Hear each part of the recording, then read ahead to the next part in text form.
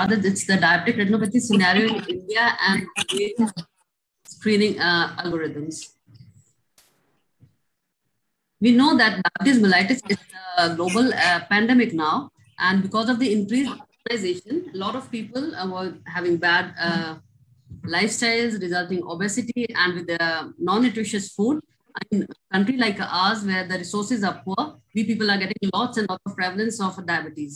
So we know that every person who's with diabetes is having a risk of developing diabetic retinopathy. So 1 in 3 people are going to have diabetes, and out of that, 10 would develop sight-threatening diabetic retinopathy. It has a big social impact. There are various risk factors where duration and heredity, they are the main ones. India is the second highest in number after China. And there is a study, meta-analysis of 41 studies on type 2 diabetes mellitus. And it shows that India has the highest prevalence, that is 28%.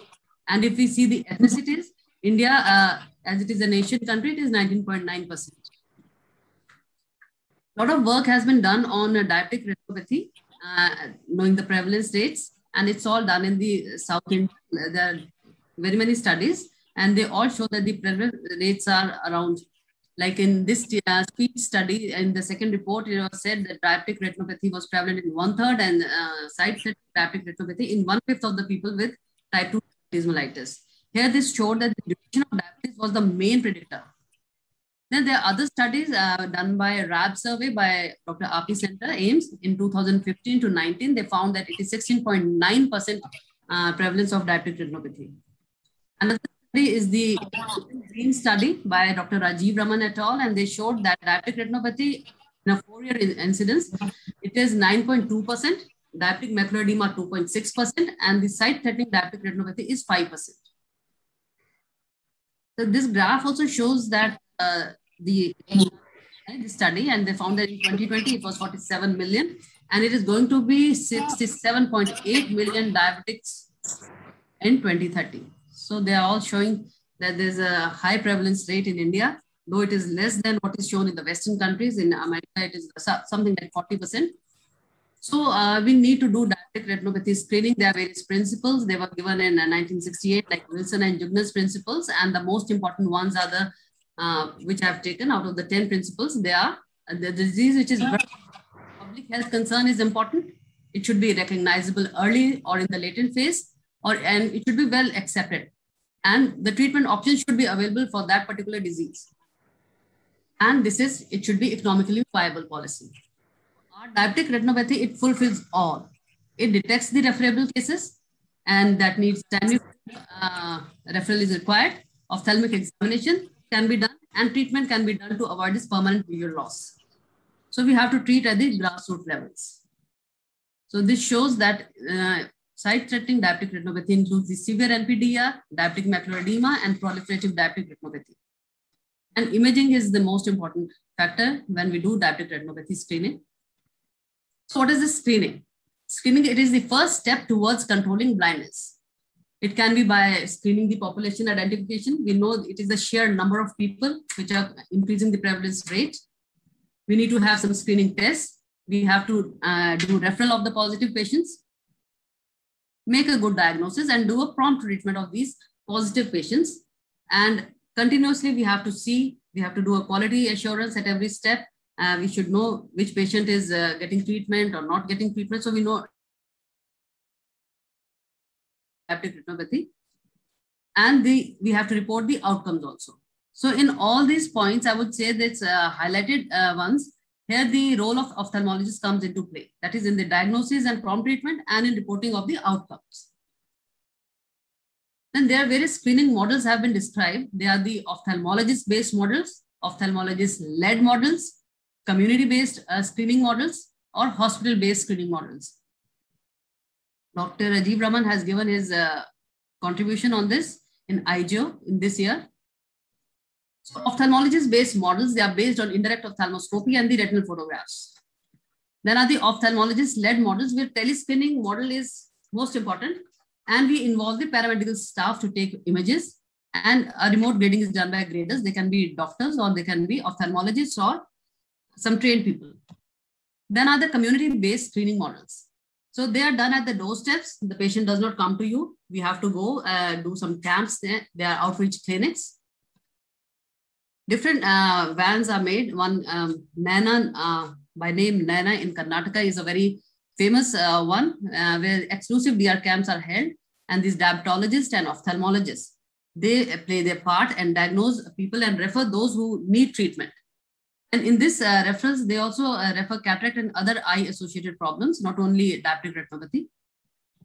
So then is the opportunistic DR screening.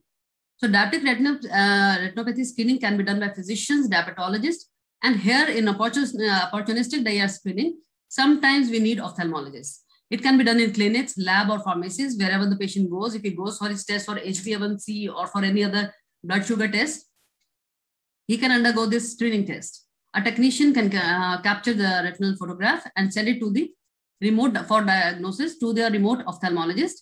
And these ophthalmologists, after consultation and with the help of AI, then tell us what is the report of the patient finally, and so we can start the treatment. So it is at the opportunistic side. Then opportunistic screening, what are the barriers? Sometimes it happens that the physicians who are doing this screening, this opportunistic screening, they don't know. They only know direct ophthalmoscopy, that not too very nicely. And they lack ophthalmoscopy. Sometimes they don't have the training. We can train or educate people by giving them local pamphlets or show education videos, but education videos are better. So screening is also done in peripheral health centers. In India, it's very important because we have a network of peripheral health center, and where they train ophthalmic technicians, they do this screening, and pediatric screening is always better. So, but what is the barriers to compliance? We see that children, they don't come for screening purposes. Transport, if it is not available, if a person is having a good sight in one eye, or there is cost of care, patient is not having money, will not go for the DR screening. There is apprehension, what will happen if I go there, what machines will be used. So there is a scare. Sometimes it is apathy. Because of certain reasons, social reasons or whatever, the patient are not concerned about their sight-threatening diabetic retinopathy. But there are certain facilitators to diabetic retinopathy screening. They are the travel assistants. If you give them vehicles, if you screen at a care facility which is close to their residence, or go for group discussions, and there are education videos. And if there is a fear of losing eyesight in the other eye, then they are very keen on getting their diabetic retinopathy screening done. And if you give free of cost, so they are very happy. People are happy getting it done. So one model of tele-screening program has been given. They say image acquisition should be done. Review the image, evaluate, patient care supervision is done. Image is then stored, and this data storage can be used as a metadata and can be used later. So these are various fundus cameras and smartphone photography. This is Google. People are also helping in these AI screening programs. There are various studies by these using deep learning algorithms, and also by smartphone photography using artificial intelligence. It is done. Another study by this JAMA Ophthalmology is also showing that Dr. Rajan has done on offline artificial intelligence. Diabetic retinopathy and artificial intelligence, it's a global health burden. And there are machine learning techniques also available by ANN, MCA, LLVP, and these are the various learning techniques, machine learning techniques. There are various algorithms given. There are the DR system for detecting referable diabetic retinopathy. There can be ret markers DR based on machine learning algorithms.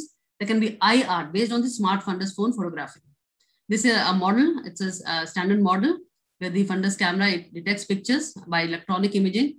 These are compared with the preset lesions, and a grader can grade these lesions, and with the library of pictures, it can be stored and the data can be used later. So this is a robust automated fundus grading. This is a swift grading of fundus images at the diabetes clinic and helps in instant referral of patients with diabetes. Conclusion is incidence of diabetic retinopathy is bound to rise with time, as we know that we have a very, very large diabetic population. Detection of sight-threatening diabetic retinopathy is important. It should be done well in time so that treatment is given. We need to work out logistics at national level to implement a robust screening program. The government should be enthusiastic about it. There should be good enthusiastic policies also, and it should be implemented and should be given to each and everyone who needs it. The diabetic screening is a need of the hour, I would say, and we need to expedite the huge worldwide drive for reducing the diabetic blindness through an integrated approach. We should not have any missing links, and which is a patient-centric. It should be patient-centric and is included in the public health system. We should have in our system how to screen. We are screening patients every day, but it's not a systematic screening. So we need to have good programs for that. So with this, I end my slides and say thank you to all.